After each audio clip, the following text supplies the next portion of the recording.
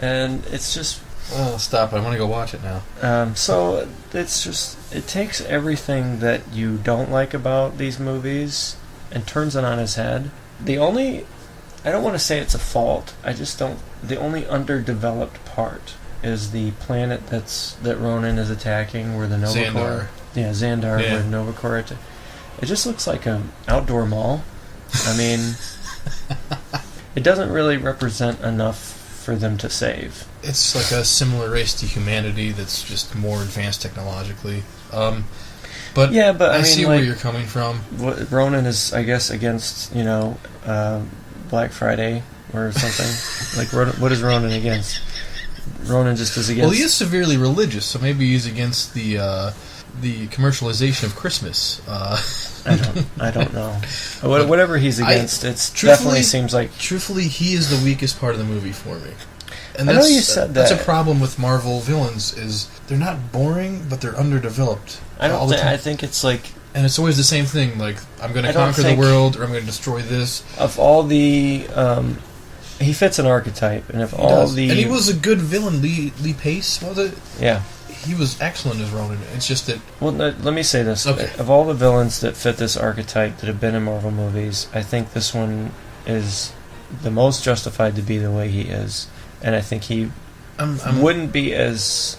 If you hadn't seen it before, like 9 times already, it wouldn't be as obvious. You'd be fine with him. I actually really liked him, but I just... No, I did like him, but right now I'm hard-pressed to recall why he wanted to destroy that planet. It was just for religious reasons. That's it?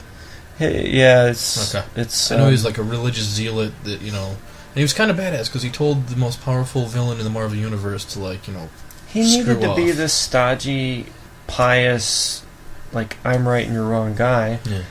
All throughout the movie for that one moment where Chris Pratt, Star-Lord... Some people have complained about that scene where he distracts him with his dance moves. Yeah. Someday, put it together. What are you doing? Dance off, bro. Me and you.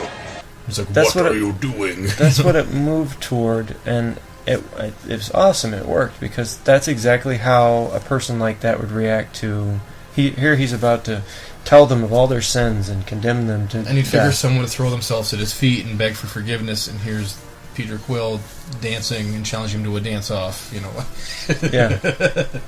What are you doing? I'm distracting you, you big turd blossom. I think I think he is more justified to be what he is than, let's say, the Red Skull. Well, typically it's power that draws the villains to what they do in these films. Well, they're two-dimensional. Yeah. I think I'm always looking for, It's the problem. I think it's the problem with the villain in general, is that they have to be, in a superhero universe, they just have to be power mad, and you can't go too deep with that. That's true. You can't expect a Hans Gruber to show up, because Hans Gruber wanted money. Hans Gruber wanted a beach of his own. He wanted things that were relatable. These guys just want to destroy worlds. No one can relate to that. And no one can even wrap their mind around getting to a point where you would feel like you would want to blow up an entire planet. Or having the ability to do it. So you can't really go too deep into explaining why they're like that. I'm still waiting for that Marvel villain to come along that, I kind of care about this guy, too. Or at least I like him enough that I might want him to win. But do they exist? There are villains I like, but I don't know if you're going to get more out of them than you have. It's either power or vengeance with those guys, so I suppose I'm asking for too much. Okay, never mind then. Well, what you're asking for, and it's not that Lee Pace did a bad job, you're just asking for a better actor who will have more fun with what they're doing.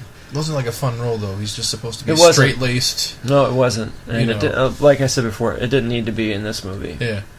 Going forward, I hope they don't go with a similar villain. I think Thanos has the potential to have a little depth. Yeah. He's doing what he's doing for love, which is weird. I know, I wonder if they're going to do that, like the comics. That this is like he's courting death, which they do say at the end of Avengers. To challenge them is to court death. Well, and they keep talking about how powerful he is, but all he does is sit on a space toilet,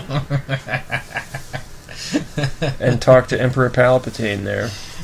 Who is dead now. That character is nixed. But, yeah, no, we love this movie. I can't say enough good things about it. I like how every character has background and depth. I don't know how they're going to top it. It's going to be hard to, and it's going to be even harder when they cross over to the Avengers universe, because I think that's... Oh, I can't wait for that. That's the end game. I can't wait for that. I can't wait for Peter Quill to meet Iron Man, and those two to... I just can't wait for that. To see those two guys interact, because those are two guys who can definitely improvise. Yeah, and Black Widow and Gamora. It might be fun with those two interacting. Well, I hope they don't totally do that, because... You hope they don't pair off with each other like they're... Like, who would Rocket pair off with, There is no Rocket. There's no one like Rocket but Rocket. Yeah, that's right. There ain't nothing like me except me. Rocket, I do need to say this, and I don't wanted to say it earlier. I owe Bradley Cooper an apology. That's a fake laugh. It's real! Totally fake. That is the most real, authentic, hysterical laugh of my entire life! I totally was not on board with him being the voice, especially when I heard that H. John Benjamin was being considered, who was the voice of Archer, and he's just a great voice actor. I thought H. John Benjamin was more, had what you needed for Rocket. I was totally wrong. I was completely wrong about Bradley Cooper in this role. He nailed it. He took it to... He didn't... At no point in that movie did I think that was Bradley Cooper. Yeah. And I think your dad said it best. He's like, I can't believe they made me care about a raccoon in this movie. We were walking out of the theater, and he said, I can't believe they got me to care about a damn raccoon. That's absolutely right. I mean, there were emotional moments with Rocket I wasn't expecting. Yeah. And you needed an A-list actor for that. And at this point, I hate to say it, I didn't want to say it ever. Yeah. But I think he's got the A-list potential to pull off a role like that, and he did it. And Dave Bautista surprised the hell out of me. Dave Bautista is... The reason he surprised me is because every time you see a wrestler in a movie, it's a wrestler in a movie. Yeah. And they bring the persona that they had in the ring to the movie. Dave Bautista created a character. He nailed all his lines. He acted like a good actor does, not like a wrestling actor does. And he did amazing. Totally shocked in his performance. It's one of the best performances in the movie. Yeah. And of any of the superhero movies. He had the corniest lines, and he did them right. His people are completely literal. Metaphors are gonna go over his head. Nothing goes over my head. My reflexes are too fast. I would catch it. It's on par with what Arnold did early in his career. Yeah. Where he just took a line that should not be uttered and made it something that you would put on a t-shirt. You know what I mean? Batista did awesome in this. Vin Diesel has proven again that he's a wooden actor. In the best kind of way. In the best kind of way. I saw interviews with all these guys, and Dave Bautista said that he has an emotional connection to Drax, which is why, and he brought that to the role. Because I guess I don't know his background or what happened in his past. Well, Thanos killed Dave Bautista's family. You know about that? No. But I guess he lost somebody in his family at an early age. He got into the character. And Vin Diesel, he said, when he's recording that same line over and over again, I am Groot, I am Groot. He said every time he had to record it, they had a paragraph by each I am Groot saying, this is the scene, this is what your I am Groot is pertaining to. Yeah. You want to try and say it in this manner. He was blown away by how much they cared, and they recorded him saying it 1,000 times at least. But he said it the right way every time. Yeah. Yeah, well, and it goes to show you how much inflection and tone matters in what you're saying. It isn't just what you're saying; it's how you say. How you say it. What I said earlier. Where's the young crop of actors who fit the mold of the old guys in Expendables? Yeah. How in the world did he pull off Peter Quill the way Chris he Pratt. did? Yeah. No, I've actually seen Chris Pratt since Everwood. Mm-hmm. Heather used to watch that. My wife. And I thought, he's another pretty boy. And then somehow he gained weight and became this awesome Andy character on Parks and Rec. And then he was in the Lego movie. And then he pulled off the Lego movie, which proved that he's even an actor and just in voice form. Mm-hmm. There have been comparisons to Harrison Ford. Yeah. I think that's because Harrison Ford had this natural acting ability to where the guy didn't look like an action hero, and neither does Chris Pratt. But you like him, and you want him to do what he's doing, and he's having fun, and at no point does it seem disingenuous or out of place, what he's doing. So he's it. He's got it, and I'm amazed that he pulled it off. And kudos to Marvel for the hiring that they do. Yeah, and standing behind. They hired Robert Downey Jr., before he blew up like he did, Yeah. you know, they made what's-his-face into Thor there. They made his career. He was a nobody. Tom Hiddleston was a nobody. Oh, and everybody loves Hiddleston now. There's the Marvel villain we were looking for. Is there any character that they have established that was already a star coming in? Not really. No. No. Other than the misfire with Nick Cage as Ghost Rider. Oops. But that wasn't them. That was like Fox. Was it Fox? Oh, yeah, Fox messes everything up. It doesn't matter. Marvel's got the rights back, so they can fix it. I hope they do. But, like, if there's any part that DC tries to copy, they should copy that. Just finding people who are these characters instead of finding a bankable actor.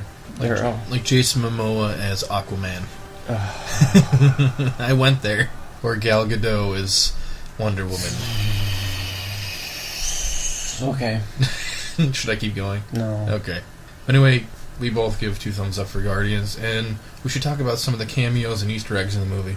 We should. I saw it twice. You said you've only seen it once? Yeah, I know. I can't believe you. This is a weird universe and a weird year that we're living in. You've only seen a great movie once. You've seen Godzilla more than I have, and you've seen Guardians more than I have, and that is not right, sir. Anyway, yeah. Well, that's the thing, though. If it's a good movie, I will get out and watch it. Yeah, we should support movies but like I won't just watch whatever. No, but the cameos. You didn't notice Nathan Fillion. I saw it twice. I didn't notice Nathan Fillion. Apparently, Nathan Fillion is the blue. He's the big blue alien that wants to rape Peter Quill. And Groot in the prison. And Groot shoves his branches up the guy's So he nose. doesn't look or sound like Nathan Fillion, Nope. and there's nothing he does that would be Nathan Fillion. So I'm okay with missing that. I was looking around. I thought it might have been like a reference to Firefly, like Nathan Fillion would show up dressed as the character. Take my love, take my land, take me where I cannot stand. I don't care, I'm still free. You can't take the sky from me. That would have been awesome. Right? Oh, stop you. Stop. And then in that same sequence, did you notice Lloyd Kaufman? Trauma had Lloyd Kaufman? Yeah, Lloyd stuck right out. He did. Who's that old man? He even had a line. Yeah, Lloyd was great. But Lloyd gave James Gunn his start, because James did Tromeo and Juliet and Lolly Love for Troma before moving on to Slither, Super, and Guardians of the Galaxy. There was a lot of stuff in the collector's room that was callbacks to not only James Gunn's work, but other Marvel stuff. There was a Chitauri soldier from the Avengers. There was a dark elf. Cosmo. The super dog there. You know, I thought it was a Marvel thing. I don't know much about this portion of the universe, so I looked it up. And that huge base nowhere inside the Celestial Head, he apparently becomes the chief of security of that place, a dog. The Russian cosmonaut from the 60s. At some point, I think he helps them. Nova Corps got destroyed, and I think Cosmo is the only thing to survive from Nova Corps somehow. He teams up with Nova for a brief comic series, and he actually helps the Guardians on numerous occasions. He's a powerful telepath. Who would have thought it? I'm glad that, he just snuck it in there. It's cool. It was cool. Along with Howard the Duck. Howard the Duck, trapped in a world he never made. Voiced by Seth Green. It was just all kinds of cool stuff in there. And then, also, Ronan the Accuser's soldiers are the Sakarans, I believe they're called. Yeah. That goes back to what I was saying before, how they make fun of everything. Yeah. When Drax says, I look at them as paper people, he's making fun of the fact that they're just the henchmen who die. Yeah. And it's a throwaway line, but it really, it's very self-aware. There's so much self-aware humor that doesn't take away from the story. Yeah. They are paper people. They get slaughtered wholesale. Nobody cares. Yeah. Just like the Chitauri did. Pretty much. Just like the Ultron clones will in the next Avengers movie. Oh, yeah. They'll go right through them, but somehow Ultron will be the hardest one to beat. There are no strings on me. Oh, what did you want to say? I did want to drop that originally there's a race called the Badoon. Yeah. We're supposed to be Ronan the Accuser's henchmen. But Marvel couldn't use them because Fox owns the movie rights. So they settled on the Sakarans, who come from the Planet Hulk series. And Fox is like this kid in the corner of the preschool who says, no, you can't have it, and just holds onto a toy and doesn't play with it. And just angers the fans over and over again. Yep. Fox is, as much as we've been knocking DC, at least they're trying to get something right. Fox isn't even trying to get anything right. They're just trying. Hey, you're stupid. Come watch our movie. You're dumb. Come watch our movie. Come watch our stupid movie because you're stupid and we're stupid.